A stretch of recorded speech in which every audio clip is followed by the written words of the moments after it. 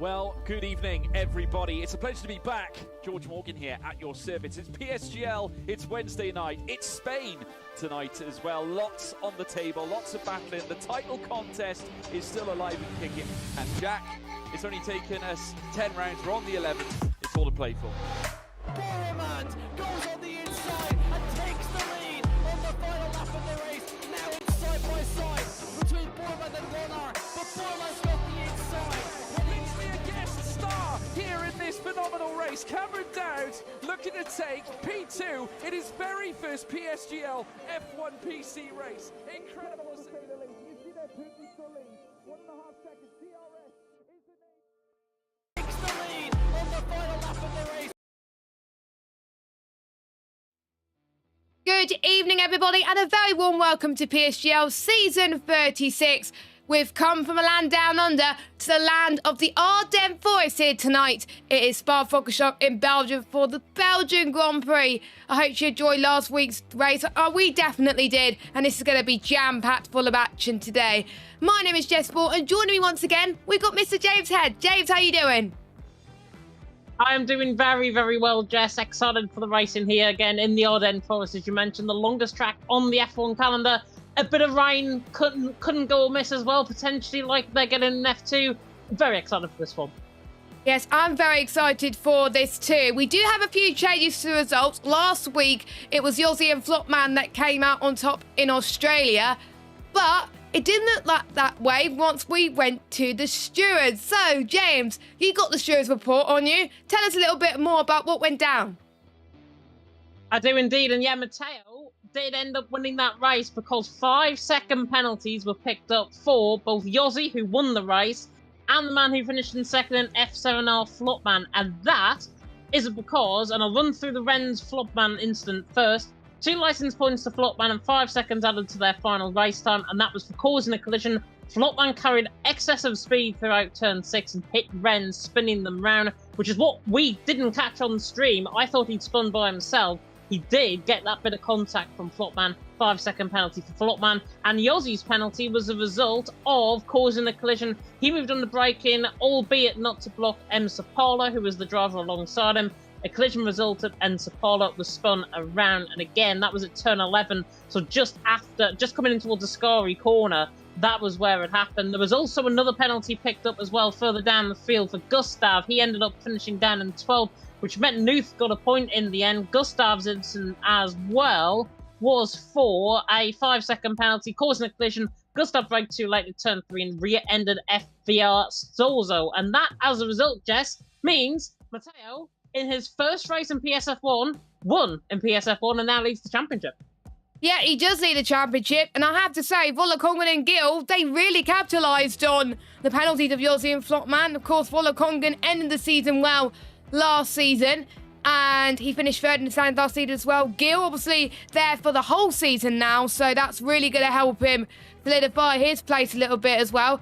Yossi and Flopman, even though they lost their P1 and P2, it's still not lost for them. They still got some decent points and could be contenders for the race victory here tonight. Constructors' Championship looked exactly like this. McLaren are leading on 19 points, and then we got Alfa Romeo in second on 16, and we got Mercedes in third, Alpine in fourth, Williams in fifth, Ferrari in sixth, Red Bull 7th, Haas in 8th, AlphaTauri 9th, and Aston Martin are in 10th position here in the first round of the constructors' standings.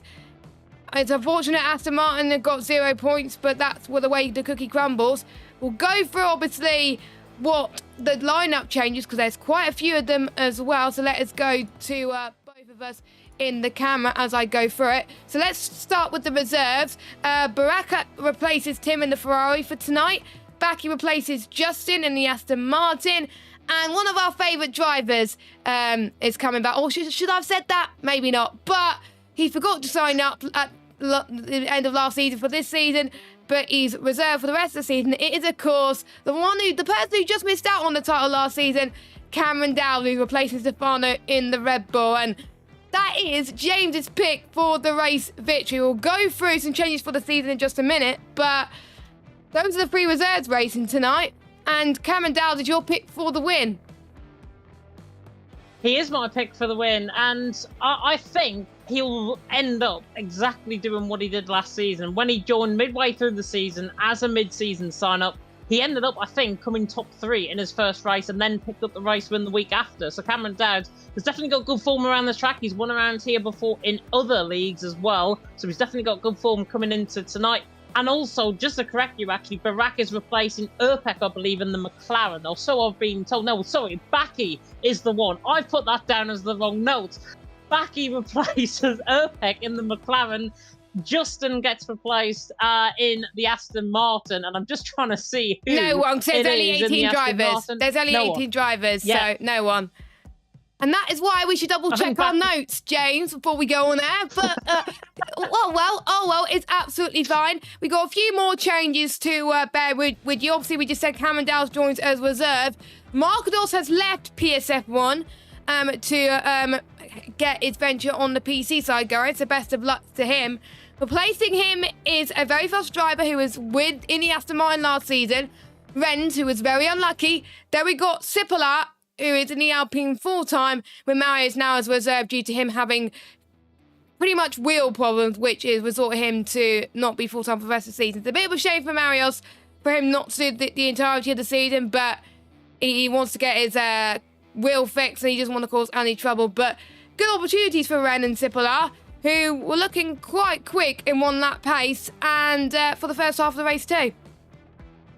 Yeah, Ren's is certainly one to watch out for. I know I had Tice Ruck in my DMs last week saying there's one driver to watch out for on PlayStation, and that is Renz Thomason. And now he's got a full-time seat in Williams. Let's see what he can do, of course, replacing Marcados, who was, of course, the last 3 seasons within the top 4 in the standings. So Marcados definitely going to be hard, I'm sure, in PC. Cameron Dowd, of course, joining reserve tonight as well. First man out on track, I believe, is one of the Alpines, and I think it is, or one of the Williams, I should say, actually, Ryan, who was out there first, and that is NLR Ryan, as he is now coming in towards the bus stop chicane. A very tricky track, this, 7 kilometres in length, and we'll see what Ryan can do as he sets up now onto his lap in towards turn number 1. Do not be surprised, by the way, if you do see an illegal blocking penalty at the start of this session. It is beautiful blue skies. We come now down towards the source at turn number 1. On board with Ryan, looking very neat indeed. Now coming down this long, dragging run, pretty much where the GT3s actually start around here. Now in towards Rouge, and that's Radion actually at the top of the hill, coming through the left-hander turn number 3. Then through Kemmel Corner, as I give it its name, Kemmel Corner. Now down the Kemmel Straight, Dutch Corner on the left-hand side. We're trying to be supporting the NLR man here, down in towards Lake Holm, and a 30 flat even through the first sector. Quicker than what we normally see through the opening quarters of this lap, and this is looking good from Ryan as he now comes down in towards Bruxelles. Bruxelles, of course, given its name to the capital of Belgium, which of course is Brussels. And now comes through in towards Jackie X Corner, formerly known as No Name, pretty much now through half the lap, and looking very neat indeed, Ryan. Not opting to take the F1 Esports line, where drivers might tend to run on the grass through there. You can still do that on this game. However, now coming through Pouillon, Ryan still looking very good as he now comes in towards Lafania chicane, in towards the middle point of this lap and toward the end of this middle sector. Really getting the car hunkered down. This is exactly what you need. Very low downforce, low wings coming through this setup. And Ryan, 112.6, dead on where I expected him to be on his first run. As he now comes through the fastest part of the track, through Curve Paul Frere, now in towards Blanchimont, and this is the fastest part of the track, in excess of 200 miles an hour you can take in towards Blanchimont, and then in towards the the right-hander and the left-hander of the bus stop chicane, which has had various iterations, even had some hay bales once there back in the day. Oh, mistakes there coming through the right-hander turn 18, out of turn 19, on the run to the line. Ryan 40.9, he could have found at least a 10th on that. Yeah, I think he could have found at least a 10th on that too, James, as Girona's gone fastest with a 140.6. That's what the times we were expecting in F2, but it started off in a really moist conditions and then it got drier, so it was kind of like one-shot qualifying. So take the F2 quali times with a pinch of salt, as Reds goes fast with a 140.3. He's setting the benchmarker right now. We've got one of the Ferraris about to finish his run. That is Barak. Good to see him back as a reserve this season. It's the first time I'm commentating on him in a while. His lead lap's looking pretty good. Up to line he goes. P3, and I wasn't wrong when I was saying that.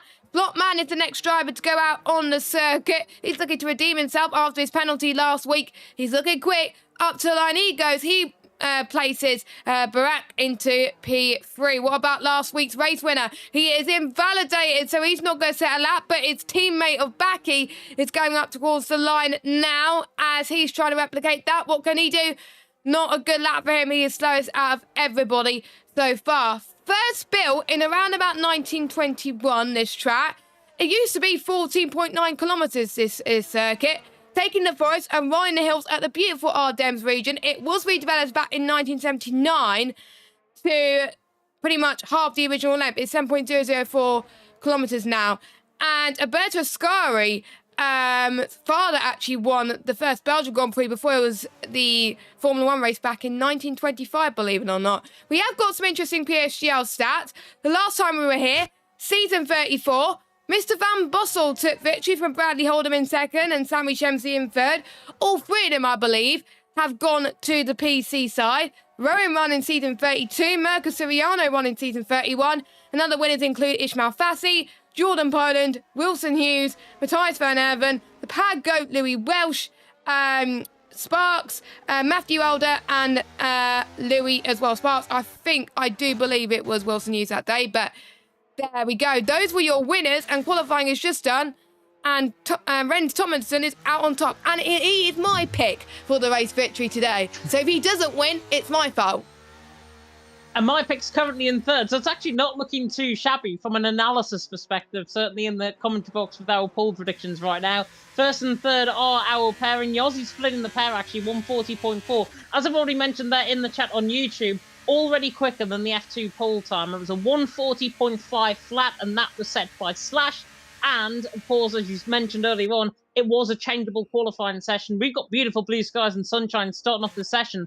So you would imagine, Ren's on a 40.3. I wouldn't be surprised if he can get that down to a 40.1, a 40 flat, somewhere in around that region, if he is good enough and he can find the time. And also, just with the fact buffs amongst you there in the chat, did you know Jona Opmeer didn't actually win a race around here? The PSGL GOAT in Jona Opmeer actually got beat off Louis Welsh in season 25 around here. So that is definitely something worth of note. And especially so because we are going to get the second runs very soon indeed. Volokongan is going to be the first man out on track. And he again is another driver that is very consistent around this track. Currently in 8th, 40.7. Got a bit of time to make up on Jeroen and Gustav. But Volokongan, when he hooks up a lap together, he can be really, really strong. He's got a lot of time to find on Yossi, Cameron Dowd, and Flopman, who are 40.4s, 40.5s. If he can find 2 tenths per second, though, Jess, he could go beyond that and go 4th easily, still with about half the session still to play.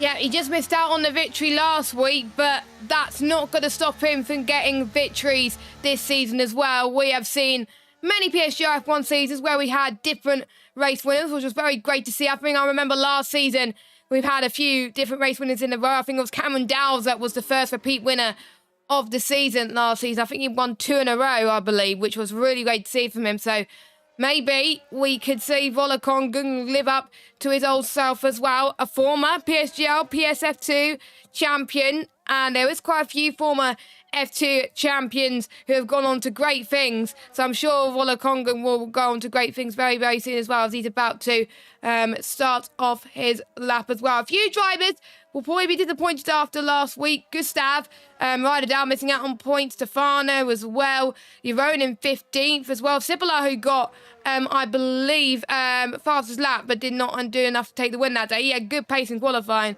And Baki as well. Those drivers, I think, are going to be very disappointed. And the last, Stefano Giannette, as well as Tim, but Tim's not here tonight. So those are the ones I've got to pretty much improve for this season. And we've got one of the Williams trying to get a toe of Volokongan there, but luckily they're both on out laps anyways. We're about to get underway for their second laps. Get your prediction in the chat on who you think is going to get pole. I know it's going to be too early, but it's really tough to call at this stage. And it's such a long lap, they've got to get their laps going ASAP, James. Yeah, they definitely have to. Matteo, they're down in 18th position. Ian Van Unen down in 15th. They are definitely 2 to watch out for. Both of them haven't set a lap time just yet. But somebody that is to watch on board with is NLR Ryan. He definitely wants to hog the limelight, I've got to say. Down in towards turn number 1 at La Source, and he's just starting up on his run. The Mercedes there, Volokongan, just starting up as well. to come and cross the line down in towards La Source at turn number 1 as well. But Ryan on the run down again in towards turns 2 and 3. Remember, it was a 30 flat in that first sector, a 112.6 in the middle sector, and in the end, it got him a 140.9 overall. So Ryan has got to find a little bit of time potentially on this lap. If he's around a 29.9 in this first sector, which is looking likely, 30 flats, he's 7,000 up, already looking good, but already I could see a mistake there. Coming through Lake Holm, definitely rolled the curb a little bit too aggressively compared to his previous lap, and that's going to lose him all the time now. Unless he makes it up through these two corners here, through Bruxelles and in toward Jackie X, I don't think Ryan is actually going to make up the time. Coming through here, he's definitely not making the time up now because he's nearly in the wall. Coming through the left-hander, Jackie X, then through the left-hander, now Puon. This is looking like a very scrappy lap from Ryan. I'd be very surprised if he's not up in, if he's down in this middle sector. He's looking like he is not filling this up with a lot of confidence through this middle sector. We'll see a middle sector split coming now. I think he's down in this middle sector. Oh, he's actually up in the middle sector. How? So there was still time. That's really scrappy. There was still time to be found, James, I think. I think if he didn't have that scrap, he would have competed against the likes of Volakongan, your own potentially as well. So I think he could still find the time in the final sector and could improve, but that probably gives Ryan a bit of confidence, not gonna lie. Ryan is going to be the first to cross the line, then it will be Volakongan. So let's see what Ryan could do first as he goes up to the line. 140.8, so he's found quite a bit of time in the final sector. Volakongan is up next. He was a few attempts up in the middle sector. What can he do? He goes fastest at 140.377. This is looking good for him. We've got, I believe, the Red Bull just about to cross the line. And that was also, he's just about to start. Is that right now? We've got Yaron. The only Aston Martin is going into the pit lane. I'm just trying to see where Renz is right now on track. He's invalidated. So let's go on board with Yossi, James. Yossi coming up into the bus stop chicane. He's a 10th and a half up, 12.2 in that middle sector. That's what my Uhu was for in the background as he now comes through the left-hander, through the final corner, on the run to the line. Should be pole. No, it's not. He lost the time by 1,000th of a second. 1,000th of a second behind Volakongan. You cannot get that close. Barak is invalid on a lap time. Ian Van Unen there going 5th. GL now going 5th there as well. Gustav's a 10th up. He's a 12.3 in the middle sector, so he's definitely finding time potentially to go ahead of Gilles and ahead of Cameron Dowd with this lap time. So Gustav is looking good here. The NLR man, NLR Nuth as well. He was looking good in his lap as Flopman now goes quickest with a 40.2. Brilliant that there from the F7R man. The Frenchman there out on top. He's only had to hop over the border to come here tonight, but Flopman out on top. Volakongan in second. Yossi there in third. Gustav now on the run to the line. He goes fifth and puts him right in the mix potentially for top 5 pole position, a top 5 start in qualifying even. But Flopman's the one out on top. Volakongan second. Yossi there in third. And still, Jess, no lap time on the board from last week's race winner, Matteo, down in 18th. He just doesn't seem to get his lap together. He just doesn't seem that confident, which is not like him at the moment. So maybe he was just very happy with Australia. He might not put too much practice, or maybe he just doesn't like this track. There's a lot of drivers, including myself, that loves this track. But if you prefer track with high downforce, you're not going to get well with this track. So you've got to put in the practice in to make sure you can cope with this track. Or maybe he just invalidated all the time. So we haven't seen Mateo's true pace. Or maybe he wants to sandbag right until the end and show us what he's made up for the end. Because no one will want to see his true pace until the end. But he's only got one shot to do his right. His teammate is only down in 15th as well for tonight. So the McLaren's not doing very well. It's just a sign of how they did at the start of last season. And it's the calm before the storm coming up. A lot of people are going to go into the pits now to change their tyres and get ready for their final few runs in qualifying. And it's not a situation in F2 when it was either chucking it down or they only got one shot. They only got one more chance to get it right. I've seen in Belgium before in this game, not many improve on their final runs. So Flotman is looking very, very tasty in P1 at the moment. He's got nothing to lose at this stage, but I think he's still going to go out again as a lot of drivers are going into the pits. Oh my God, he almost hit one of the McLarens. But it is go, go, go time for qualifying. I can't wait to see who's going to come out on top. It may not be Flotman, but it may be... I'm still going to go for Renz for pole. I think there's something we haven't seen yet from Renz. I think he's made quite a few mistakes on his first few runs, and I think he's got it. Well, he hasn't set a second lap time in either, so he's only set one run, as opposed to everyone else ahead of him who's going for 2, maybe even 3 runs. Just comparing actually the middle sectors here. Flopman, 42.277 in that middle sector. He did a 42.437 on his previous lap, which was a 140.5. Volakongan, 42.467. That is where the time was made up, in that middle sector for Flopman, and that is why overall it's a 10th of a second. Volakongan is quicker in the middle sector by 700ths of a second in the final sector, even compared to Flopman. And in the first sector, 1,000th of a second separating Volakongan and Flopman through that first sector on both of their lap times. Really, really strong showing. Flopman there out on top, Volakongan in second, Yossi there in third. I hate to break news, but we haven't had an illegal blocking penalty yet. I hope to God we don't get one either. But I've had first, haven't I? Shush. You've probably said it now, and there's probably going to be one very soon. So yeah, anyway, on that bombshell, we've got everyone on their outlaps at the moment. We haven't had that much predictions yet for poll. We are live on YouTube and Twitch, so massive shout out to all you people on YouTube and on Twitch as well. We'll be streaming live on both platforms for the rest of the season, just like PCF2, E-Series and PCF1. Make sure you like us on all platforms, hit the subscribe button on YouTube, follow us on Twitch, and follow us on X and Instagram at PremierSimGL and TikTok as well. We are everywhere in terms of social, so make sure you go and check us out where you keep up to date on all PSGL news, including where PCF1 are going to be racing on Wednesday, which is going to be very, very exciting. Now, we are about to get underway for the final few runs of the session. Looks like we're A-OK right now, but I'm probably jinxed it myself, as Volakongan is about to start his run. He's going to set the early benchmark on his final few laps of this qualifying session as he heads towards La Source Corner right now. He's going to take a very nice run there as well, and middle sector for him is where time is going to be gained or lost. Ren's out on the lap as well, so we'll compare Volakongan's to Ren's times to see if that makes a difference as he goes up the hill towards our Rouge, James. He does go up the hill and towards the Rouge. I thought he was a bit wide, actually, coming out of La Source.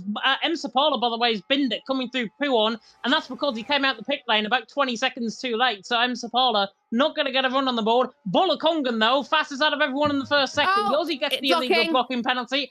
I did warn you at the start of the session that it was going to happen, and it has. Ren's, by the way, through the first sector, is also up in the first sector. So Volakongan and Ren's are both up on their lap times, and both are in very much comparison through the first sector. Volakongan now running down the hill in towards Pouon at the middle point of this lap. Ren's is about 4 seconds behind him right now on track. Let's see how much time he can actually make up on this run as Volakongan now comes in towards the Fania chicane once again. Time is up and barely. Drivers getting the time on the board. There's going to be a lot of slipstreaming going on. Going down in towards La Source, but looks just 3 cars certainly going to be slipstreaming. McLaren, Haas and Mercedes being them, and Volakongan is up in that middle sector. Ren's in the middle sector is a 10.5 up, 112.1 in that middle sector. Ren's is cooking up something different here. Volakongan coming through Blanchimont for the final time. Got to find the time from somewhere. He was quicker than Ren's in that final sector, remember, on their previous runs. Volakongan now coming into the bus stop chicane has got to find time as a 28 flat in that final sector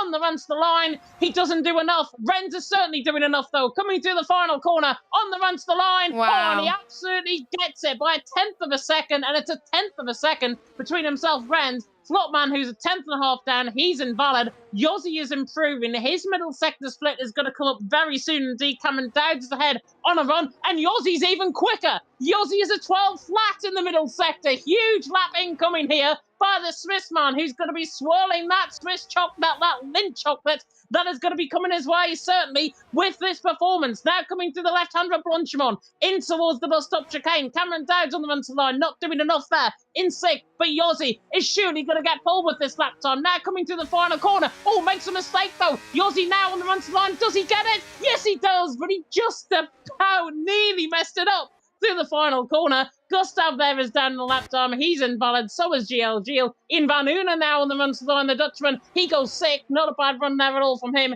GL is down. Nuth comes to the line. He goes 10th. Good qualifying session from him. Backy is down. That's the end of qualifying. Yossi out on top. Ren's in 2nd. Flopman there in 3rd.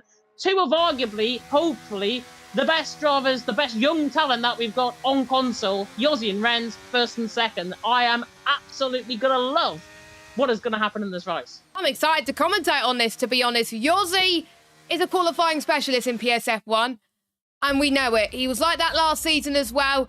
He was pretty much shocked me in terms of pace when we were doing the social races in Spain. It was like we weren't expecting him to be up there because he was lower down in the tiers.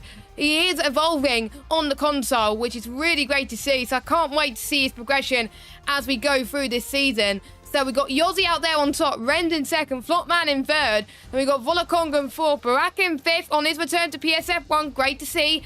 Ian on his PSGL PSF1 debut in sixth. Great lap from him. Gustav in seventh. Cameron Dow's in eighth. I think he want to improve on that one. GL in ninth. We've got Noof in 10th. We've got Matteo, Kazizel, Cipolla, Yaron, Brian, Baki, Zoro, and Keke, your top 18. But before we head to the main race action, we're going to have a quick word from our title sponsor, GTM Mega.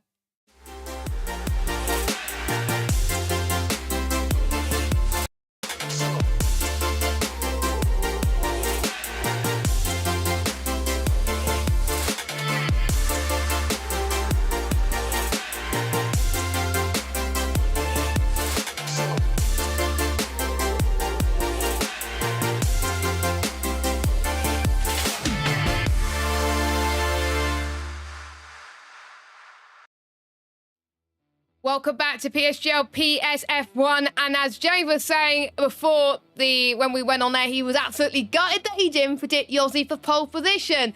It's not too late to change your predictions for the race, James, but what a stellar lap from Yossi there. He could have found a bit more time. He could have gone into the 140.0s, but he just made that mistake in the final corner, but it was still enough for pole anyway.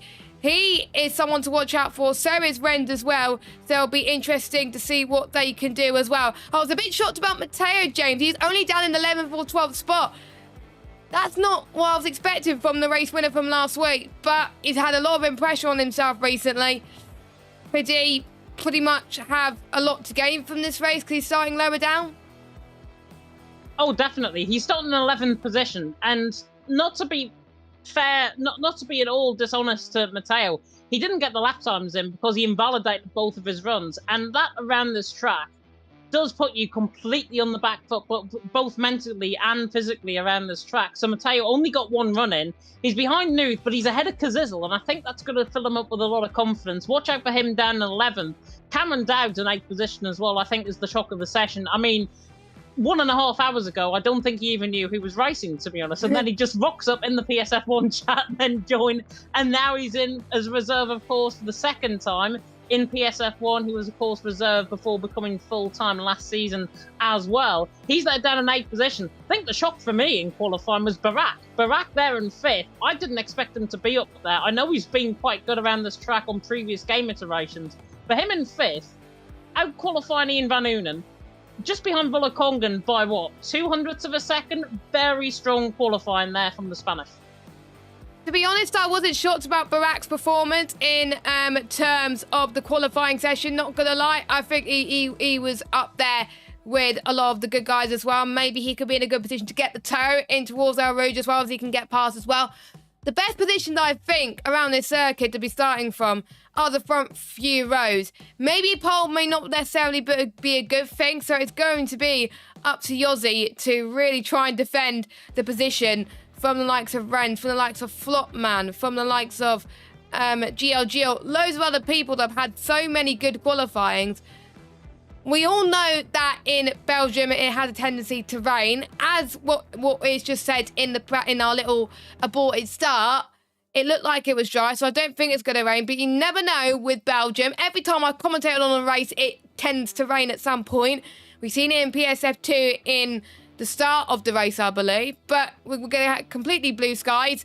It's going to be great so far. I'll be interested to hear your opinions in the chat on whether you think it's going to rain towards the end of the race, but I don't think we're going to get that. But luckily we have all 18 drivers in the lobby, so Ryan's going to set up the grid, and hopefully we should get underway soon. Well, judging by the chat, actually, about the weather in Discord, Nuth has said, last cloud was rain, so it should be fire, with the fire emoji, albeit. But Nuth there saying it was due to rain at the end of the race, and Matteo as well saying it was going to rain because the icon on top said it, but it is ultimately Ryan's call. And I know we've had a situation like that, I think last season even, Yeah, we in did. PSF1, where it was going to be wet on the final icon. Normally when it's that, it normally means either the rain is not going to fall or it's going to fall on the final 2 or 3 laps of the race. That's what that basically means. So Ryan's going to try and do a very thin thread almost in terms of the racing. He's got to choose whether or not for it to be dry, whether or not the final couple of laps would be wet. If he sets the final icon, because I think you only get 3 icons, if I'm not mistaken, in the menu. That's correct. And on that final icon, it would bring out the rain in the final third of the race, so the final 6, 7 laps, say. And you don't want a situation like that because you're going to get drivers complaining, saying, oh, well, it was only meant to rain the last 2 or 3 laps on the race, and now you've absolutely ruined it because it's going to be the final 6, 7 laps. It's the real limitation, I think, we've got in terms of the weather system. I know there's a lot of rumours going on about F124, and I definitely think that the weather system, certainly in terms of how many icons that the lobby hosts get, I think that's an improvement that is definitely needed for F124. Yes, and you've probably seen the teasers as well on X about F124 teasing. We don't know the dates at all, so we can't really say, to be honest. So someone asked, well, what are the dates? We don't even know what the dates are, so don't ask us as well. And we got Jav in the chat saying, I don't know how Jess keeps that plant so alive, never looks dead. It's not a real plant. It's a virtual background. My room is in such a mess, believe it or not. That's why I've got a virtual background on. That's why the plant is never dead, because I have a virtual background. There we go. You probably know this, Jab, but for those of you that don't know, there you go. Years is hoping for a Keke masterclass later on as well. Tip saying best comms duo. Thank you very much. Genio is hoping for 4 wets. Well, I don't think we're going to get 4 wets if what we see in the Discord was anything to go by, but that was interesting to hear what's going on in the chat. And Jav's just said James needs a plant. A plant? It's going to be very hard to get a plant in this mess that I've got behind me, Jav. Yeah, exactly. And just in good time, we're about to get started for the race. So final plug for our sponsor before we get going. GT Omega. We're sitting in these really comfy chairs. 5% off all GT Omega products by using the code PSGL at checkout. Link is in the description, or you can use the exclamation mark GT Omega in the YouTube chat. I don't think there's a command on the Twitch for that, unfortunately, as well. And we're also partnered by Sim Racing Centre. So whether you need like a mega setup, expert engineering, or even coaching or strategy advice, you can get some from the amazing team that they have there. And you can even book a session and get direct advice from 2-time esports champion Brendan Lee. You can have a look at SRC using the link in the description. Use PSGL and you get 10% off your purchase. You can even get Bob for 10% off if you want to. And if you don't know what Bob is, it's a nice teddy bear that I still need to get from their merch site. So there we go. That is our 2 sponsors. Thank you very much. We couldn't have done it without them, of course, but we are about to get underway. Has your predictions changed, James, between qualifying and the race, or are you going to stick with your guns and say Cameron Dowles for the win? Cameron Dowles from 8th position is going to be very, very difficult, I'll be honest. Normally if there's a bit of carnage on the first lap of the race, it could open up the field potentially to the likes of Ian Van Unen starting further down the field. But I'm gonna go with Yossi. I think he might do it from P1. I know he's been strong around this track in the past in PSF1 and indeed in PSF6, which is actually won in Belgium. So if he can utilise that form from there, I think he's got a very, very good chance out on track. Avatar mentioned in the chat, actually on YouTube, I will bet on Volakongan. There's Yossi, Flopman, etc. for favourites for this race. I like a challenge sometimes. We do in the commentary box. We love a challenge. Every single week we love a challenge. And confirming about the weather, by the way, I asked Ryan what the weather was set to. Sunny and cloud, and overcast. So we are not getting any rain in this race. No. I wanted rain to spice things up a bit, but I guess it's kind of like an even playing field. There are people that won't complain too much. So in a way, it's much better for the drivers. And we get to see some more action as well, which is very good as well. Jenny in the chat saying he wants to see an underdog win. I think that's what we all want to see down the line as well. Every time I either commentate or race and see someone that I don't expect to see win, it's always a nice feeling. Everyone comes in the chat, very, very happy for them as well. It's really, really great to see. But it's too early on in the season to think about that. But you never know. We've seen underdogs win in PSGL before and good surprises. Remember Jensen winning in China a couple of seasons ago as well with his bold strategy. Marlon getting on the podium in Singapore one season. So it could happen, an underdog winning or getting a podium, could they, James? Yeah, Volakongan and Hungary come into my mind as well, where he went on a set of inters, I think, a set of hards even, I think, 30-odd laps. Got to the end of the race and won. Jensen, I think, was third that day as well. Fantastic racing out on track. We are going to get going very soon indeed, by the way. Drivers have been told already up on 32, so we should be getting red lights going out very soon indeed. Yeah, so right now they've been told to ready up, so hopefully we will get the 5 red lights very, very soon as well. Jab saying Kako to P20 to P20. Don't be too mean, Jab. I mean... Terrible.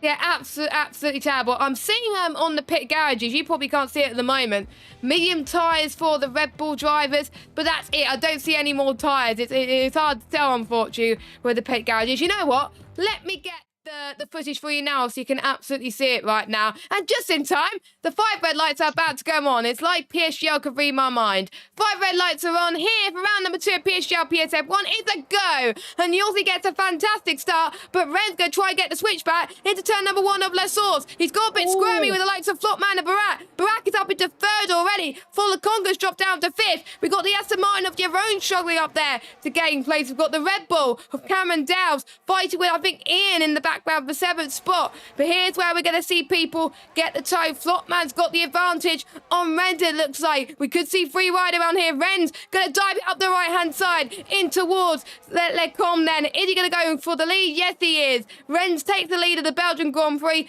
Yellow flag. And it is Volakongan that's had an issue. So Volakongan must have had damage somewhere.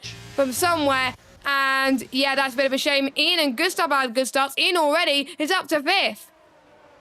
Yeah, left side end plate damage for Volakongan. I'm not sure who it was. He certainly dropped down through the field. He was 5th coming up through Rouge Radio, then dropped all the way down. So I wonder if he's had an incident going down in toward Lake Holm potentially. But Ren's leading the way. Yossi 2nd, Flopman there in 3rd. Flopman was into the back of Volakongan, by the way, in towards turn number 1. He unsettled the car. That's why Volakongan lost the position further down the field, and now he's down in 18th, obviously. Matteo, by the way, 9th position. Good start for him. He's on that set of medium compounder tyres. All 3 compounder tyres actually in use. Matteo being the only one on that set of mediums. 7 drivers on the set of softs. Renz, Yossi, Flopman, Barak, and Ian Van Oon in the top 5, along with Jeroen and Volakongan, who will end up coming in the pit lane for that damage.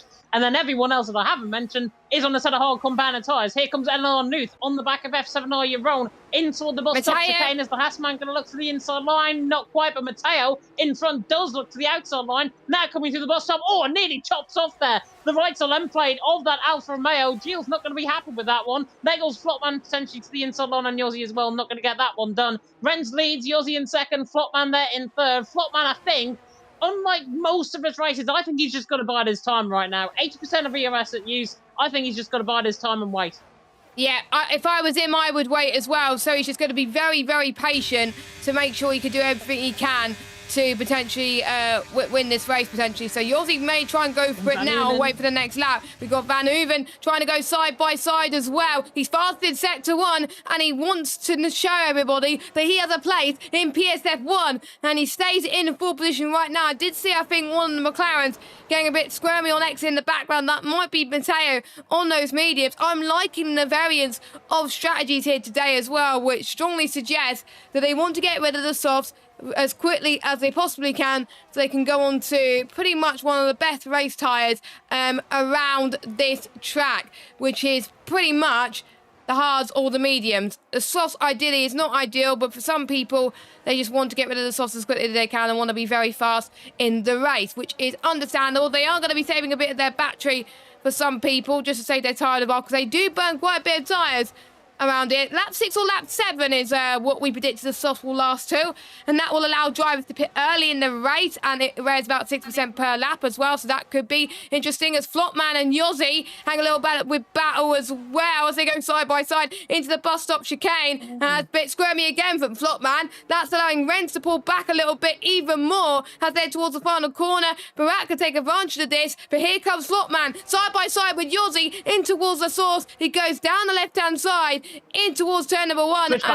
He's getting the switchback. DRS is enabled. This is great stuff from Flopman. He's up to P2. He's going to get the DRS, I think, off of Renz as they head towards Radion and into the Kemmel Straight. So here he comes. And Yoshi's looking good as well. This could be a free white situation. Renz has got to be very, very careful here to try and defend. And Yoshi's going to try and get involved as well. Flopman could take the lead here, but Yoshi's not going to give up without a fight. Flopman takes the lead from both Yossi and Renz. Renz, who was leading, is now down to third. Ian Van Unen with the switchback as well, running down in towards Brussels. Surely got the move done. Oh, he has. He's just sold Renz for an absolute chicken there. He's into third. Barakler and Gustav are side by side as well. Gustav nearly getting forced off track. He's now down into fifth. Gustav trying to fight on that sort of hard compound of tyres, trying to get that move done and trying to get ahead of Matteo, who's right there or thereabouts in terms of this battle as well. Flopman leading the way. I will just question Flopman with that move. It looked to me as if he was just desyncing slightly. It's all very minimal on my screen, certainly,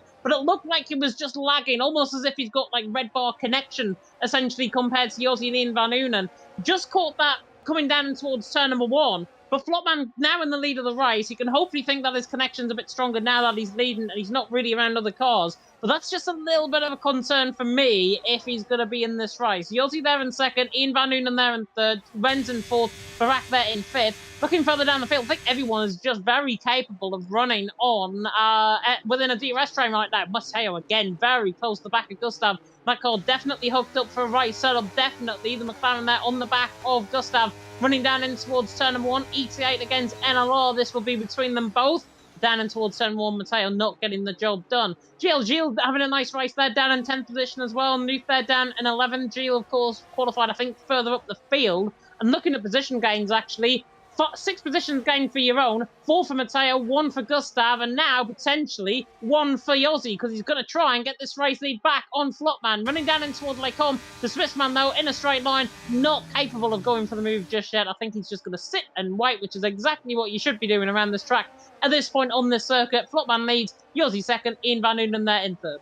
You don't want to be pushing too much this early on, because that is when the ones on the hard are going to really start to take advantage a few laps earlier than you would expect as well. So it's probably best to save battery when you're in a DRS train as well. Flopman is going to be in a bit of a disadvantage coming up as well.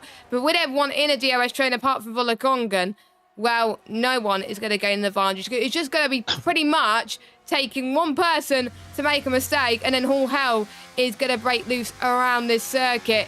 And I won't be surprised if one driver potentially comes into the pits now for a set of the hard tyres to pretty much go nice and early. Your own. As Matteo going for the move on Gustav on an unconventional corner through Paul Frere. But I think Gustav's going to get a good run maybe towards Ronchamont potentially. But Matteo, Cameron Dowd as well, fighting as well in the same piece of tarmac on your own. And looks like he's going to make this move stick as well, side by side into the bus stop. Oh, look at this. Oh my God. That was almost a car park pile up, but luckily it wasn't. It could have been worse, but I think I don't think he was meant to do that. I think he realised what he'd done and backed out of it very quickly, Jeroen. And now Cameron Dowds is going to send one to the inside line as well. If you can do one, I'll do one better. And he's actually got the job done. Has Cameron Dowds. I think Jeroen is definitely struggling on that compound tyre. He's on a set of softs.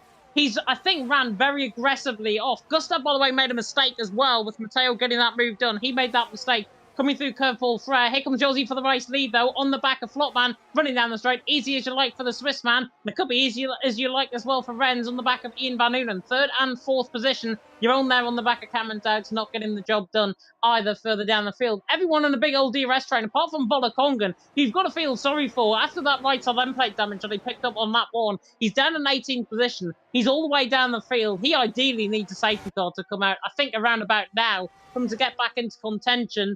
Yossi, though, leading the way. Flopman in 2nd, Ian Van Unen there in 3rd. And now we're back to the same old of running a big old DRS train. Matteo, I've got to say, is looking very quick compared to the guys in front. Matteo is definitely the one to watch out for. Now, in terms of strategy, I think I said this earlier on in my notes. Medium compound tyres wear off at around about a 5% average rate compared to a set of softs on a 6% average rate. That percentage is definitely going to be in Matteo's favour. Those softs are probably going to be about 6, 7, 8%, somewhere in that, more worn than the mediums behind a Matteo. And Matteo there in 6th position, he can just sit there. He can just wait, but he doesn't want to get too too under pressure from Gustav and Cameron Dowd and behind, because if you invite Cameron Dowd and Gustav into the mix, definitely Matteo's got to be one to watch out for. They're definitely trying to get the edge on Matteo there on the last corner, don't they? It looks like all of them want to be the last of the late breakers. It looks like Cameron Dowd is going to try and challenge for this one as well. Into that source, down the inside he goes as well. And that was a beautiful move, as Jane was saying, through there. So he's up into 7th spot. He's going to chase down Matteo now for 6th place. Of course, they're all going to get the DRS. We'll see if Flopman can challenge Yossi on the run to the Camel Straight into Lake Com now. He's gained some beautiful run here, so I guess he's using a bit of his ERS. It's impossible to tell, but Yossi is closing the door. Unlike tracks like Austria Guitar, DRS is not that powerful around here compared to those tracks. So potentially you just got to play the long game, knowing that you could potentially get them soon as well. They could play some risk towards the end of the race, but you never know with this track so far. If you're liking the action, don't forget, make sure you leave us a like. As Cameron Dowd, I think, for some reason his pace has come alive. It took a while for him to get his tyres up to temperature. I think it's taken a while for everyone's hards who's on the hards to get their tyres up to temperature. So this is going to be the start of their races for people on these hards right now, because they can start fighting the ones on the mediums and the softs, in particular the ones on the softs. If I was Matteo, I would get a move on, because the cut-off point is around about now. Yeah, he's got 57% of ERS actually looking through the field. Barak ahead of him has got 71. So even if Matteo wanted to go for the move, he's not going to have any ERS, as Gilles is on the back of Jeroen looking to the outside line of Blanchimon. Surely not from the Alpha, from the Sauber even, around the outside, now on the inside line. Jeroen is certainly going to back out of that one. I wouldn't be surprised if he's in the pit lane. Gilles is through and he's into 9th and has just sold Jeroen there, I think, a new set of soft compound tyres, which could be coming his way in the pit lane a little bit later on. But Yossi there leading the way, Flopman in 2nd, Ian Van Noonen there in 3rd. Beautiful move there by Gilles, the old guard, as I called him in Monza last season. He's through and he's into 9th in the Sauber. Gustav there in 8th, and Cameron Dowd's there in 7th. Matteo, though, on the back of Barak. Even though he is looking on the back of Barak, is he going to find this move to be done? He's not using up any battery down the straight, and in fact, I don't think anyone is using battery down the straight, apart from Flopman to the inside line, in towards turn number 5 at Lecom, and that is job done for Flopman. He retakes the race lead, and that was actually done without any battery usage at all, Jess. Which shows that he has the confidence, doesn't he? So I wonder if he's throwing lower wings than Yossi, or maybe Yossi was just maybe not too confident as well. Maybe he just didn't fight for it, really, because there was a few times where he pretty much, Yossi was fighting for it and closing the door on Flopman. So maybe Flopman was prepared to take a few more risks, which strongly suggests for Flopman he's going to pit soon, because he's going to try and increase the gap. He's already trying to increase the gap right now. That strongly suggests that we could see our first pitters very, very soon. Jeroen, the only one of the soft runners, struggling a little bit. Everyone else on the softs doing a really incredible job around here to get those tyres into a great operating window, and still managing so well, despite the tyres being around 6-7 laps old as well. Through Blanchimon as well. It's a very last left-hand bend. Even though the drivers could take it flat out, the margin for error is very small, and if especially on those soft tyres, which are around 6-7 laps old, any more margin, then you're going to probably end up in the wall, Blanchimon. No, Flopman stays out. So does Yossi. Ian stays out as well. So our notes are completely wrong in terms of predictions of where we think the drivers are going to pit in. So they're going to stretch these softs for good knows how long, as Cameron Dowd side by side towards their source. And Matteo gets a lovely switchback going up the hill. Is he going to keep it like that? Surely they're not going to stay side by side in towards El Rouge, will they? I think they're going to try. Matteo gets the job done, but Cameron Dowd's going to get a lovely run in towards the Camel Straight. He's going to probably use a bit of his battery. We'll keep an eye on the Red Bull driver. Yossi gets past Flopman into the race lead once again. They are switching positions like no tomorrow, using to DRS each other. But Matteo, that was absolutely perfectly executed from the McLaren. His tyres are absolutely perfect right now. Matteo's got to get a move on, though. He's got some soft tyre runners to get past. Yeah, it was a drag race all the way down. I'm sorry if you can hear me, by the way, in the background. I've just accidentally unmuted my Twitch stream. Cameron Dowd's on the back of Matteo. They had a drag race down the straight in towards Rouge and Radion. And Cameron Dowd almost looked like he got it, but I think he wanted to back that out. And because he backed out, he couldn't go side by side coming through Rouge and Radion, and then he didn't have the speed to come back at Matteo ahead of him. So Matteo there staying in sixth, but it's now at this point in the race, Jess, where Cameron Dowd's tyres is probably better off than what Matteo's is. So I think Cameron has got to be on the front foot here. He's got to try and look for the move on the back of Matteo. 0.3 of a second. I think they'll just sit within DRS range for now. But if Cameron Dowd has got to look in potentially, it's going to be a down into the down in towards that part of the track in the middle sector. But now he is under pressure from Gustav coming in toward the bus stop chicane. Is Gustav going to look for the move? No, he just backed off. Is anybody in the top 5 into the pit lane? No, as Rens Thomason goes for a little bit of a bump there on the back of Ian Van Unen. Maybe just a little bit of a bump to say, come on, get a move on. Flopman's now losing time. You've got to get on this because we're going to be in trouble if Yossi pulls away by a second. Yes, they've got to work together at this point. They can't afford to squabble like this. So Renz, he's not where he wants to be right now. He was fighting with the likes of Yossi and Flopman for the race lead earlier on in this race, so he's got to get past. And Gil as well, going side by side with Gustav. He's going to challenge for top 8 in this race as well, and he's got the job done on Gustav very nicely before the braking zone, so good job on him. No change for the lead between Yossi and Flopman, but Ian could sense a potential opportunity if any of the top 2 make a mistake. Yossi and Flopman got into the walls in the stewards last week. They don't want to do exactly the same as they did last week. They got to keep it clean throughout the rest of this lap. Soft to medium is probably the way to go now. So we're going to keep an eye on Matteo's pace, see how long he can last for those medium tyres. He's going to, I think, have to last around about half of this race or more in order to get the softs into an operating window. So I'm excited to see how, because the strategies that are being played out here is completely different to what we put in the notes, which makes it very unpredictable. And with PSGL, I like the unpredictableness because I'm used to people starting on the same tyre.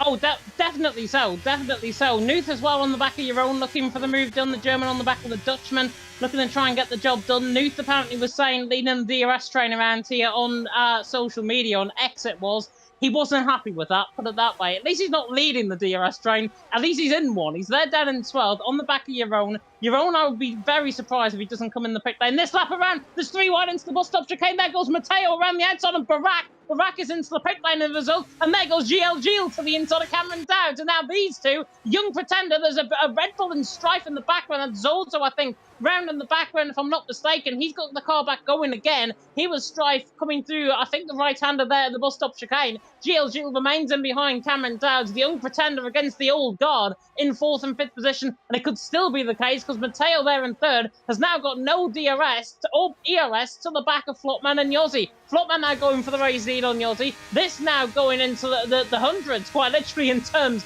of this speed in this race. It's just picked up all of a sudden. Cameron Dowd in 3rd, Matteo there in 4th. Crucially though, Jess, everyone into the pit lane on a set of medium compound of tyres. Softs to mediums, clearly the strategy that I want to go on.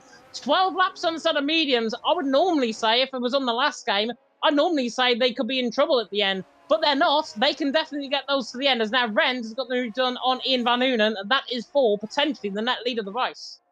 Yes, undercuts on this game is so powerful. So Renz has got to push like his life depends on it right now. It could mean something to 2 or 3 seconds per lap. And I can speak from experience on being a part of a DRS train. If you're not in a DRS train and you have no DRS at all, that is where you're going to lose so much time. And with the likes of Flopman and Yossi, they can gain so much time with them slipstreaming each other. It will be awesome. I think that's what happened to me when I was doing practice for Austria the other day.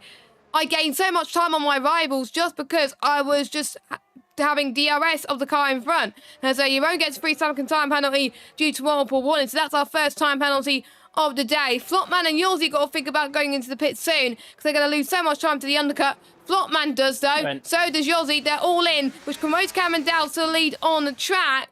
But that's all the soft runners in now. So we'll keep an eye on the likes of Renz, who's going to be leading this train of the cars who have just pitted. So let's watch Renz as he heads past the bus stop chicane in towards the final corner. As we have a few people just going out of the pits now. It's going to be very, very tight between Flopman and Yossi as Renz heading towards turn number 1. Flopman just exiting the pit lane. and Renz has definitely Wow. got him. And so as Barak as well. Barak undercut it perfectly, so is Ian as well. So just staying out a lap later has not helped them at all, but fresher tyres could help them at the end. It is hard to overtake in some places, so they got to think strategically here. Ian, though, gets past Renz and up to the race lead. Well, net race lead. Brilliant job from him. Brilliant job for him, but there was one man that I'm going to really focus my attention on now. That's the man in front right now. Matteo, on that set of medium compound tyres, I can only think he's going one strategy. As is the rest. Softs. They're going to go on a set of softs and behind, and yet Matteo, I think, will go on a set of softs. There is no other strategy. If he wanted to go on a set of hards, he would have been in by now, and he would have went for the undercut, and then would have tried and save up the battery and try and string everyone out. But he's not doing that. He's just wanting to sit him in front and basically get everyone under pressure and behind by just leading from the front. And Matteo there, on a set of soft compound tyre, we saw the first stint, how they went through the tyres. If you're like your own, though, and the tyres go off 6 or 7 laps into your stint, Matteo's going to be in trouble. I think he needs to come in next lap around rather than this lap, because I think this lap would still be a little bit too early. We'll see what Matteo can do. He's going to go on still, along with the guys in a set of hards. But do not be surprised, as I've literally just said that, Gustav and Keki are into the pit lane, so they split the strategy. They want to go for the undercut. This is going to be hards to softs. Is this a strategy that is going to pay off, though? This is going to be interesting. Mediums. Actually, Keki's going on a set of mediums. Yeah, Gustav as well.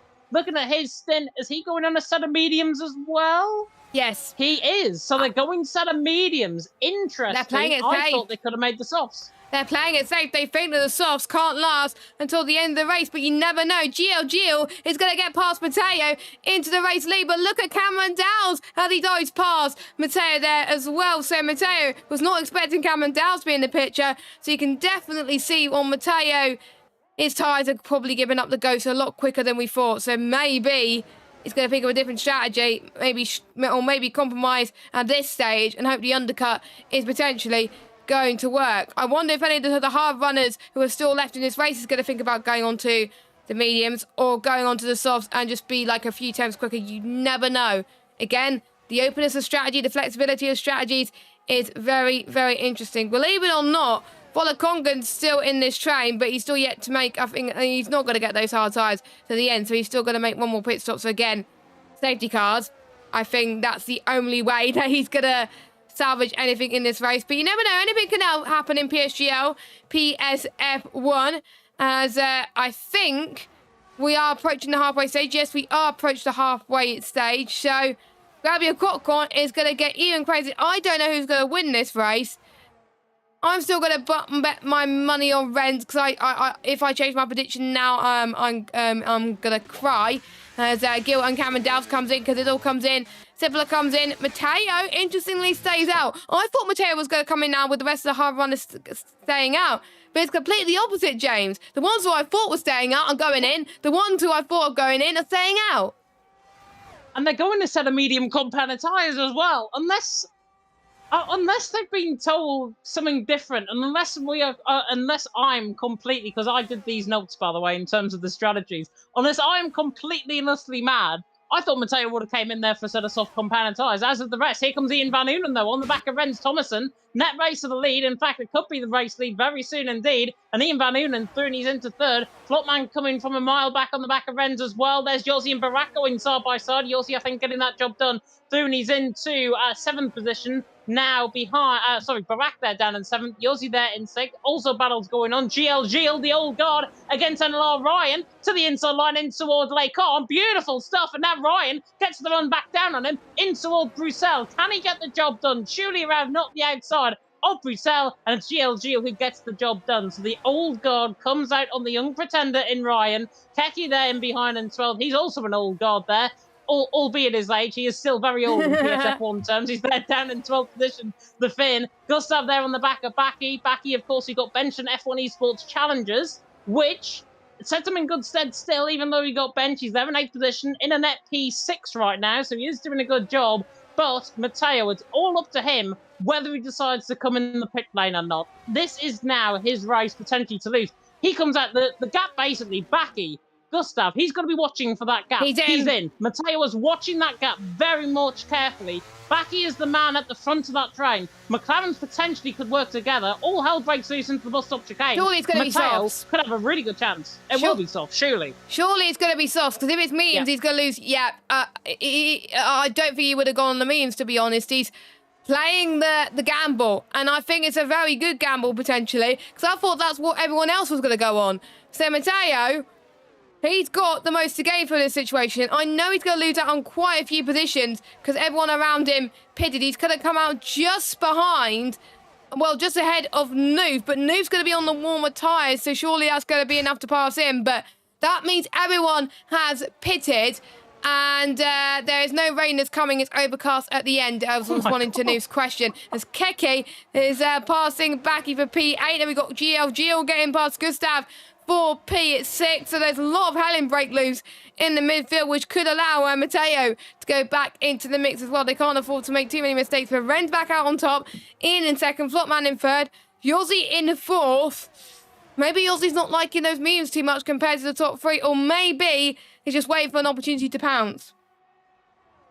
Yeah, I think he is. I think he is going to wait for an opportunity to pounce. Matteo, by the way, in 14th. That's not going to suit his race in good set at all. He's further down the field is what I would have thought. Baki there is, what, 9th position right now? I thought he would have come out in and around that 5.2 second gap coming through that final sector, but he hasn't. He's behind now. Sapala behind Cameron Dowd. It's going to be a real uphill task. He's got the tyres, but drivers ahead are on fresher tyres as well, so he is going to be negated somewhat.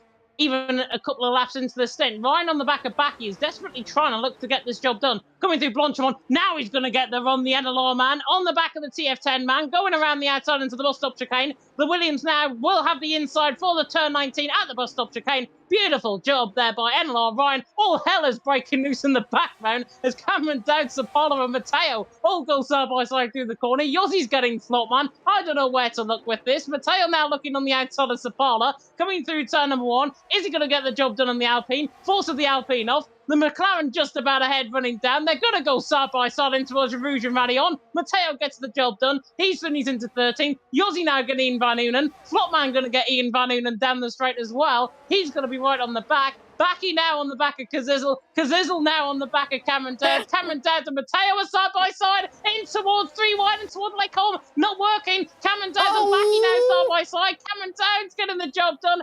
How on earth nobody has ended up in the wall out of that sequence? I do not know. Matteo now to the inside line and Baki gets the job done. His side's now coming into play. Goodness knows what was going on there. But all hell broke loose. Yeah, we didn't know where to look, did we, James? There was battling going everywhere. I did say they were going to wait to take the risk until the later stage of the race, and I was right in that stage, but they're going to be pushing the tyres too much. Matteo can't afford to push too much because he was saving a bit of battery earlier on those medium tyres. We did see the ones on the softs not pushing too much at the start.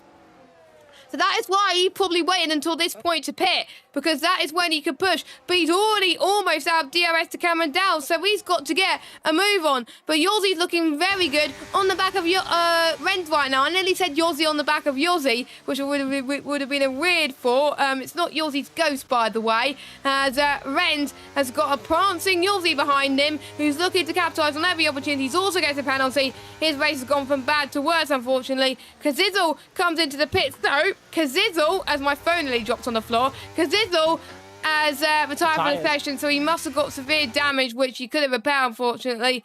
And that is our first retirement of the evening, which is a bit of a shame. And Yossi now on the back of Renz Thomason. My pick against your pick running down the Camel straight. Ian Van Unen now on the back of these two as well. Yossi pulling to the outside line. And the Swissman now pulls alongside Renz, who's having a very good showing, by the way. On his second start in PSF1, he's now behind Yossi. Yossi's now leading. Renz in second. Ian Van Unen there in third. Keke having a good race here. Gav was saying a little bit earlier on, Keke P20 to P20. Can't happen now because there's not even 20 drivers in this grid. But Keke's through and he's into sixth. Giel there in seventh. Keke, I think, is having one of his best races I think I've seen him driving PSF1. He's doing a phenomenal job. You said it Anything now. I've said that now. He's probably going to spin coming down in towards Puon. You watch. Keke there in sixth. Giel there in seventh. Barak there in fifth, doing a good job. Luckily, Keke hasn't spun coming through Puon, coming through that part of the track. But 3.5 seconds the gap. Keke is eating into this advantage. Barak is on all the tyres. as is Flopman. This gap will come down. Barak and Flopman fight. Flopman, we know how aggressive he can fight when a driver is behind him. Look at the gap now, 3.1 seconds. Keki definitely eats into this margin. Barak doesn't want to go for the move on Flopman, and Flopman doesn't want to defend too aggressively on Barak. So this is now going to bring Keki, Gil, in the next 3 or 4 laps. If they get battling, and the front guys get battling, Keki, Gil, Gustav, Cameron Dowd, and everyone else in behind up to Ryan are all in play for the race win. Oh, as soon as I say that, Gil nearly went into the back of Keki into the bus stop. Oh my God, so that would have been a commentator's curse 2.0 there for Mr. James Head. We do have some word about Kazizo. Apparently, he got brake checked, apparently. But again, that'll be up to Stuart. So Volakonga's probably got some damage because of that, which is a bit of a shame, and that's why he retired the car. But that is what we didn't see out of all the battles that we're trying to commentate on, because we can only commentate on one battle. We can't commentate on, like, 4 or 5 battles at once, as there's a lot of things that are happening in the background. We've got the likes of Cameron Dowd, Gustav, Matteo. They're all in one train ride with one piece of tarmac. GLGL gets past Keke very easily, actually, as he's trying to pull away. Cameron Dowd is now going to try and get past Keke in towards... Bruchel's coming up right now as well, heading towards Ravage very soon. Matteo going to try and take advantage as well past Keke, but he can't do it. Oh my God, this is like an M25, but they're actually getting some great races for once. This is not helping Matteo, though. Those softs are going to die like a rocket ship. Oh, they are. The set of soft compounder tyres. I mean, Keki's ahead of him on 5-lap medium compounder tyres, so at least he's got fresher tyres compared to him. But everyone else in front of him have probably got same, if not better, tyres at this stage compared to where Matteo was at on that compounder tyre. Barak getting the job done and Flopman there as well. And I think both of them have had contact, actually. Coming in towards Campos, the gap has just reduced all of a sudden from what was 3.1 seconds to 1.3. So they have definitely had an instant there. Barak is now outside of ERS range. Don't know what's going on in behind. Matteo's looking for the move on Keki through Blanchimond. Gustav on the back of Zapala. NLR are going to have an inter-team war going on here between them both. 9th, 10th and 11th. Gustav on the back of this as well. Zapala on the back of Keki. Now they're going side by side down in towards the source. The Alpine against the Ferrari. The Ferrari, I think, will hold the inside line in towards turn number 1. The Alpine there is the only one, actually, to not get to have a penalty so far, along with Zolza and Yaron. Gustav has a major mistake coming out of turn number 1 at the source. That brings Ryan through and he's into 11th. NLR having a field day for 9th, 10th, 11th and 12th. If only this was a different event. Yossi leading the way. Ren's in 2nd. Ian Van Unen there in 3rd. And the front 3 all gearing up now for the final thrust. Mr. Palau has got past Keke as well. So Keke is going to try and fight for the last point. You never know. Gustav may try and fight for this too as well. This is nail biting stuff as well. Make sure you stay tuned in to the rest of this race, because believe it or not, James, we're on lap 18 and 22. The last few laps have absolutely flown by, and it looks like we're not going to get a safety car, but you never know with PSF1. Safety cars breed safety cars. Yossi out there on top, Rend in 2nd, Ian in 3rd. Any of those 3 can win this race. Flopman and Barak are fighting behind as well, but I'm watching Barak's ERS. He hasn't got enough to use compared to Flopman, but he is good with his straight line speed, so it'll be interesting to see what he can do towards the end of this race. Bad exit from Flopman. That's got allowed to Barak to close in a little bit, but Flopman's straight line speed is helping him even more. I'm looking at Barak's battery. 12%, almost on 10%. He's got to be careful, not use up too much. So he's got to rely on his straight line speed a little bit more. Don't forget, there's no DRS in Blanchimond straight. So they just got to rely on the power a little bit as they head towards the butt stop chicane. Here's Barak going to go late on the brakes. Nope, he is not. But there is a big DRS train forming in behind him. Zipolo is in this as well. So is Matteo. So is Keke. So this could get very, very intense. Meanwhile, the battle for the lead is intensifying, with the top 3 running away with it. And that gap between Flopman and Ian has increased quite a lot. And that is because the top 3 are playing it absolutely smart. The others behind are just squabbling. Yeah, Barak is going to have to try and get this job done on Flopman. Flopman, remember, had a 5-second penalty for making contact with Renz. He doesn't want to do the same thing again. He's just forcing all the way across on the back of Barak. He forced basically Barak off the racing line going into the bus stop chicane as well. And actually, Flopman left through his teammate. So I think that's fair enough there for Flopman. Not sure if he's got a little bit of damage potentially on the car. I don't think he has. Matteo. He's there in sixth. I think it might just be the tyres that's going off. Cameron Dowd's on the back. There, a Flopman running down in towards Roussel. Oh, that's an absolute dive bomb, but it's a brilliant dive bomb at that. Cameron Dowd's through. Matteo, as you mentioned there, just getting the job done, and Sapala as well in behind. Cameron Dowd's, though, has just sold Flopman. I don't know for what. Maybe a French forget at a Friday farmers market in France. He's through there and he's into sixth. Flopman there down in seventh. Matteo there in eighth. Brilliant stuff from Cameron Dowd. He's now making his way through the field. Fresher compound tyres. He's got GLG, another Frenchman ahead of him. Cameron Dowd certainly going to be trying to see what is going to happen in the Six Nations a little bit later on between Scotland and France. The Aussie lead, Fred in second, Ian Van Noonen there in third. But look at the gap now, Jess. Barack closing in 1.4 seconds. It's not done with yet. It is definitely not done with yet. It can change at a blink of an eye. So make sure you stay tuned, because you never know. If you tune out and then a few laps later, the results could change. So make sure that you draw your eyes and attention to this. We've got 3 more laps to go of this Belgian Grand Prix. It's too late for a safety car. So this is pretty much going to be a sprint to the finish. They hardly got much ERS left. So it's pretty much going to be an even playing field for all of these guys. And who has used the least battery and who's going to burn some right here and right now. Or maybe they're just going to play the patient game and wait until the last lap. We've got Renz, who's not going to be patient and going to try and go for the move now, potentially. Or is he playing tactically and trying to stay behind Yossi? He's playing tactically at the moment. He doesn't want to get past Yossi just yet.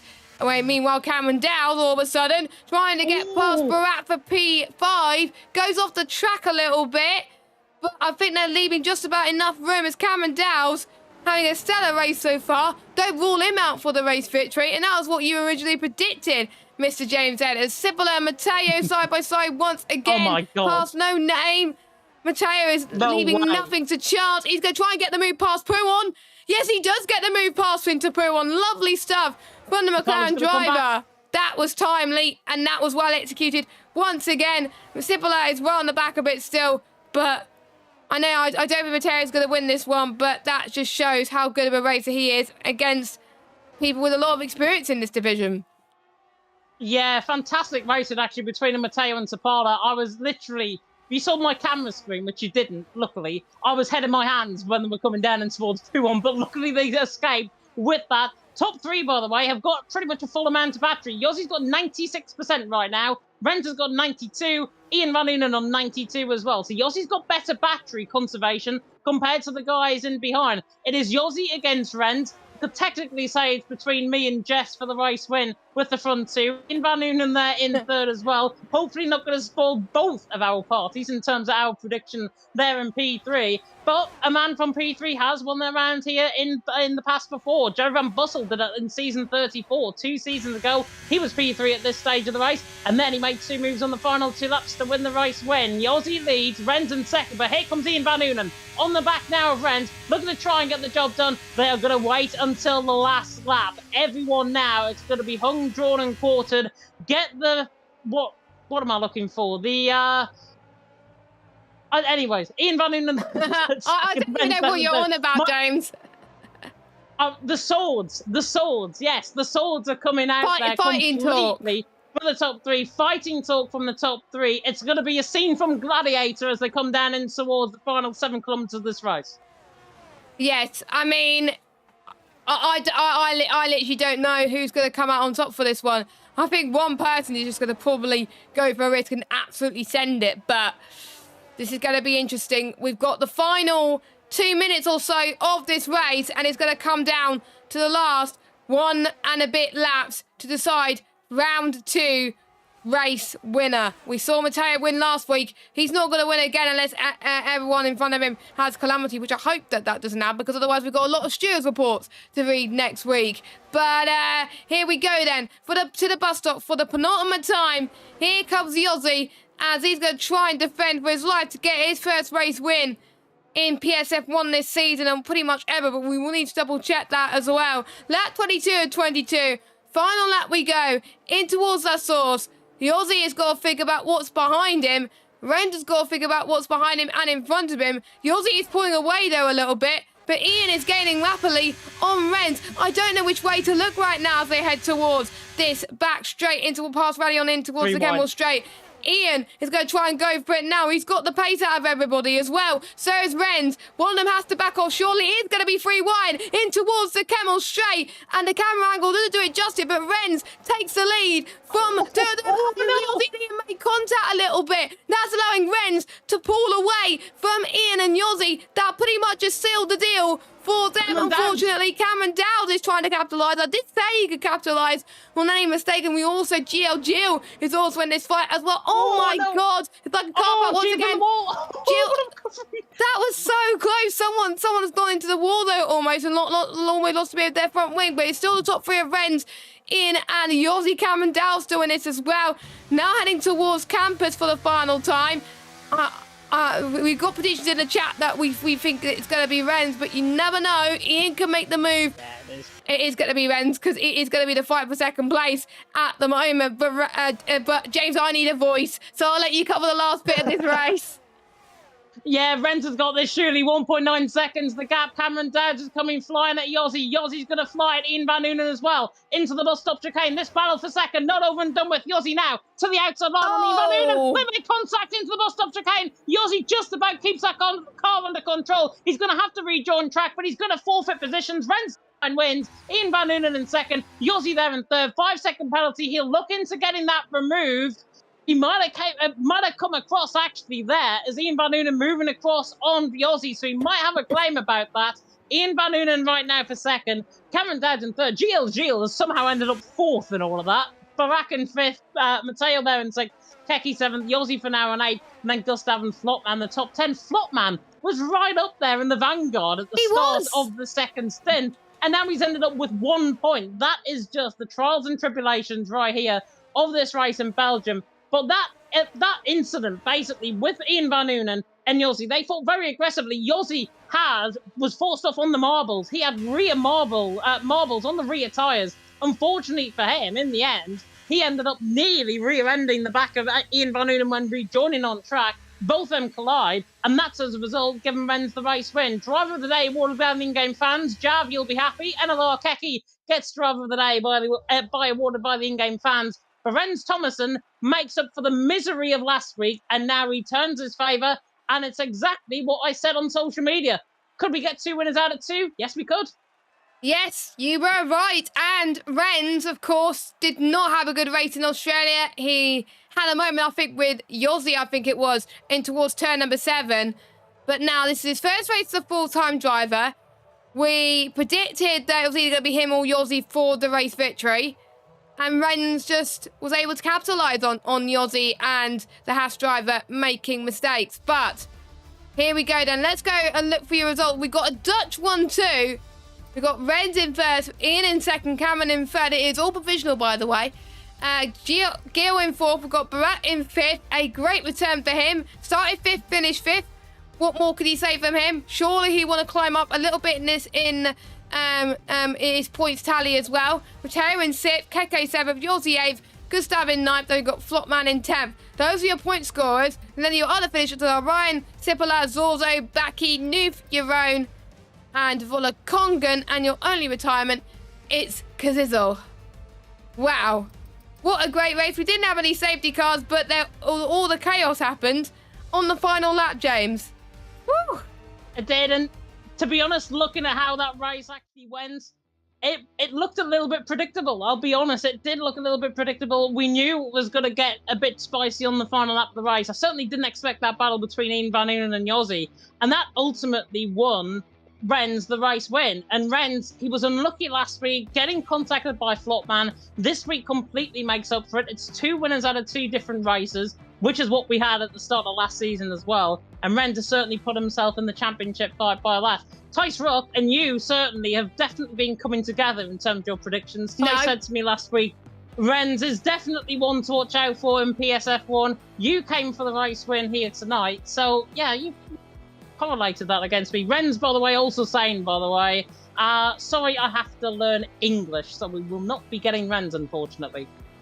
Oh, that is a shame. But obviously, the interviews are not mandatory. They don't have to do it if they don't want to. It's, of course, optional. But we would like to hear potentially from some other drivers. But there may be just certain drivers that can't do it for certain reasons. But it's absolutely fine as well. But, James, I would like you to tell us your thoughts. Who do you think has got your driver of the day? Who has impressed you today? I would have went with Yossi if he won the race, but obviously that didn't happen. Renz, I think he drove a fantastic race. He kept his cool, where other people around him probably weren't as cool. Ian Van Oon and Yossi are obviously having that battle. I think Renz absolutely deserves it. We have got Cameron Dowds, by the way, in the waiting rooms. We can get him in if you want. Yeah, that's absolutely fine. He's on the podium, so might as well. May as well. Right, let's try and move him in. Hopefully he's not on PS4. Hopefully this works. He's not on PS4. That's a start.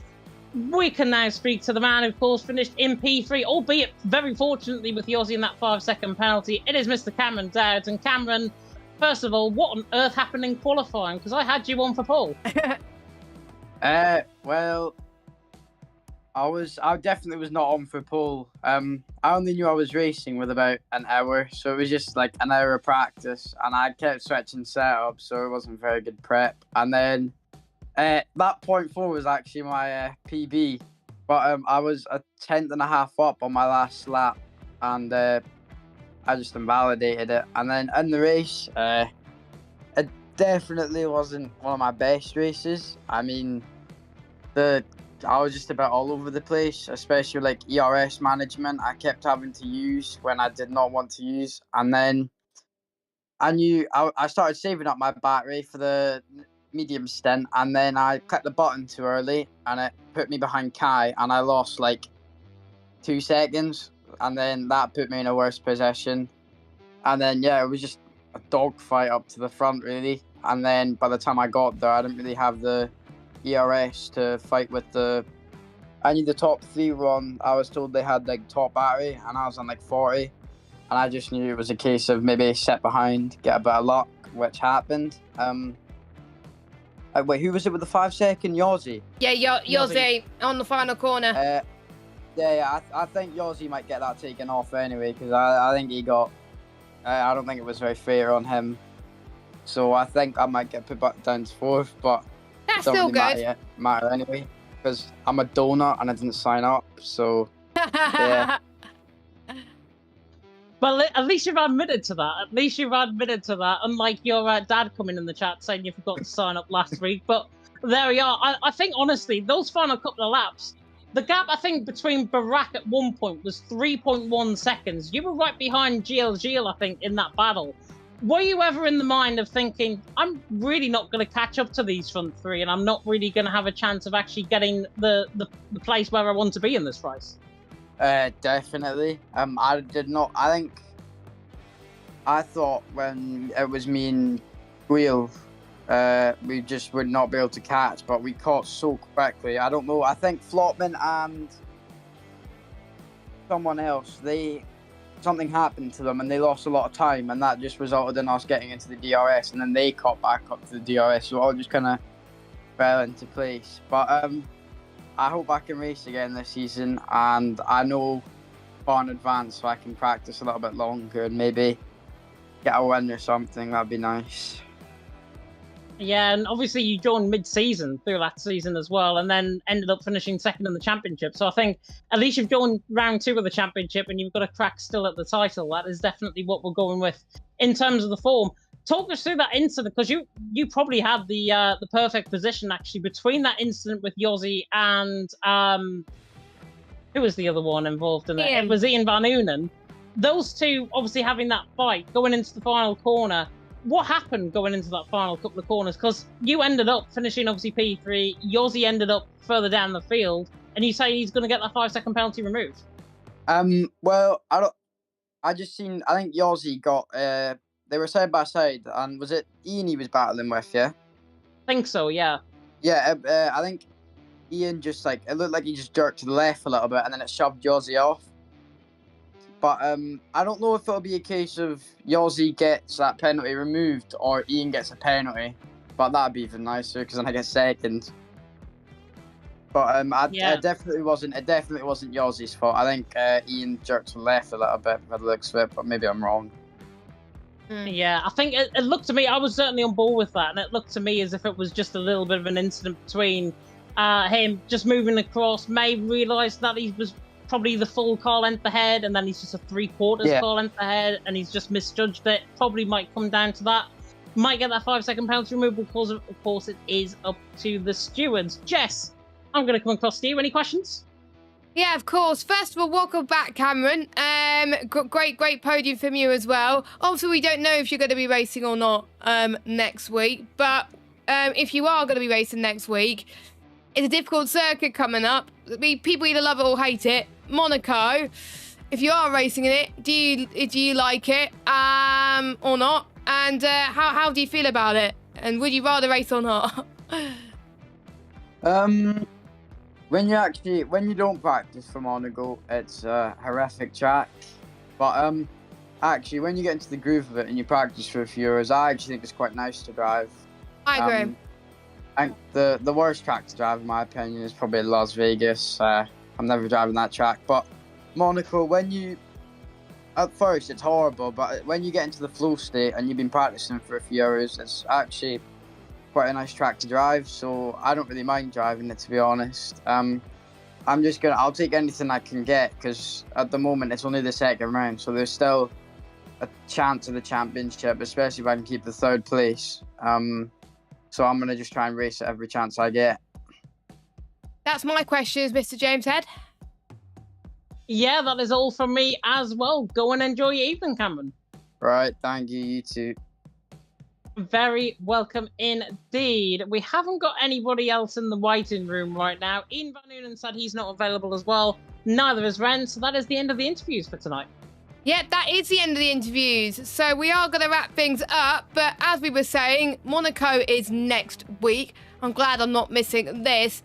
Monaco has provided some history at PSGL. It hasn't been raced that often, which I could probably explain why. Because for some people it can cause chaos. But for multiple drivers, I know can provide some great memories. I remember when Casper, a former Renault esports driver, he performed so well around this circuit in the past as well. Some other drivers doing well here too. Obviously, get our stats ready for you for next week. But how are the drivers going to cope with the Principalities of Monte Carlo next week? Mentally, it's going to be an absolute struggle. And I know this fine well because I raced Monaco on this game. And honestly, it is probably one of the worst tracks, I think, on this game. It's a bit like Nutella. You either love it or you hate it. And you've got some really experienced drivers on the grid that absolutely love it and really do well at. And then you've just got the drivers like me who are trying to survive. And I think that is going to be the case of two halves in Monaco next week. But it will be interesting, obviously. We are obviously going to have it in midnight as well, which is what we can confirm. It is going to be midnight for next week as well. And it could end up being like other leagues where you could have a really, really close fight in the mid-pack and really get some good racing around there. Maybe an outside moving towards Massenane Casino Square could be on. Or you could get, like Louis Valentin did in another league, and win by 20 seconds. So certainly anything can happen in Monaco. Mary Walker once said anything can happen in Formula One, and it usually does. I'm going to now quote this and say anything can happen in Monaco, and it usually does. It does. Louis Valentin has won in PSGL around Monaco. He is a Monaco merchant, I would say. So, yeah, we're interested to see how he does on the PC side. But we are going to wrap things up as well. That's the remainder of the calendar if you're interested. But thank you guys so much for watching PSGL PSF1. It's been such a privilege to cover round number 2 in Belgium. Make sure you leave a like on this video if you're on YouTube. Follow on Twitch if you haven't already at Premier Sim GL. Hit notification bell if you are new. Make sure you follow us on X, Twitter and Instagram at Premier Sim GL. TikTok at Premier Sim GL as well. And also, make sure you check our sponsors. GT Omega, once again, 5% off all GT Omega products. You know the drill by using the code PSGL at checkout. Also, thanks to our partners at Sim Racing Centre who provide setups, strategies, coaching sessions, you name it, including a coaching session from two-time esports champion Brendan Lee. What more could you ask for that front as well? Plus, you get a 10% discount code as well. I've probably forgotten a lot more stuff, but James, do you want to go through the streams that we got this week? Because it's not just us, is it? It is just not us, indeed. And yeah, we've got PCF 1 back, I believe, on Wednesday, if I'm not mistaken. Just looking through, actually, in terms of the calendar as well, the final bits of the calendar was announced, and it is going to be Austria on Wednesday as well. So George Morgan and indeed Dan Field. I was going to say Jack Canan there. Knew it was the wrong commentator.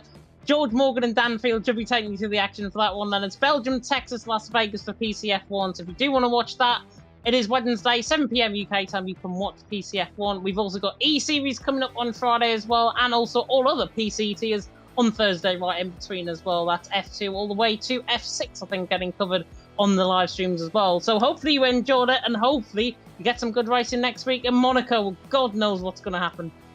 Yes, I wonder how many safety cars potentially we're going to get. Luckily, I think red flags are turned off. Yeah, to be honest, we only had one. We had one safety car monitor in the race I did, and we had simulation damage. So, there we go. So, that probably means with standard damage, we're not going to get any either. But on that bombshell, we will leave you to enjoy the rest of your evening, and we will leave you with our sponsors, GT Omega, our partners, SRC, and with the final outros. For myself and James, we will see you same time next week at 8 o'clock. Be there or be square at the Monaco Grand Prix. Take care and bye-bye.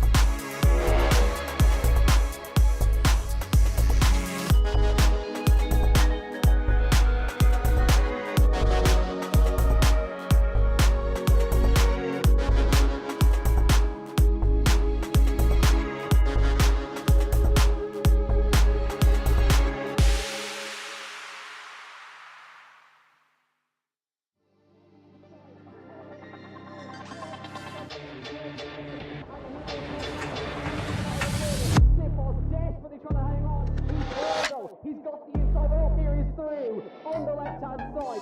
Hugs the apex, gets all the power nicely, and that is job done. Jarno Opmeer now to the last couple of corners now. His finest drive, his greatest drive, and he's done it at the Circuit of the Americas. He returns to the top step of the podium. Once again, the GOAT is back. Jarno Opmeer wins the US Grand Prix in a stunning Grand Prix.